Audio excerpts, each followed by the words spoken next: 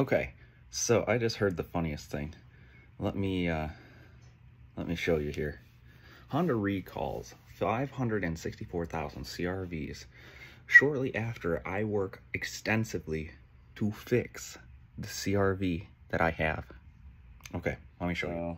This is just one of the places. This is CBS News. They recall it, yada, yada, yada.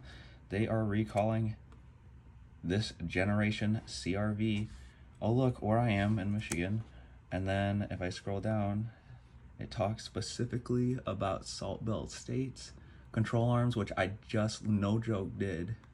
All right, now we go here. This is a video I am editing at this very moment. That is the trailing arm on this CRV. Not only that, the axle snapped on that. And if I scroll back a couple of shots here, we see this is the wheel and the axle from having rubbed. It actually ruined the wheel, inner wheel arch there. That is the piece right there. And then right here is the tube on which it broke. Now I literally just took these to the scrapyard the other day, but there's the tube where it snapped. Now I'm wondering, because I spent so much time, I've also seen CRVs right here, not there, right here, they wrecked. So right along that rail.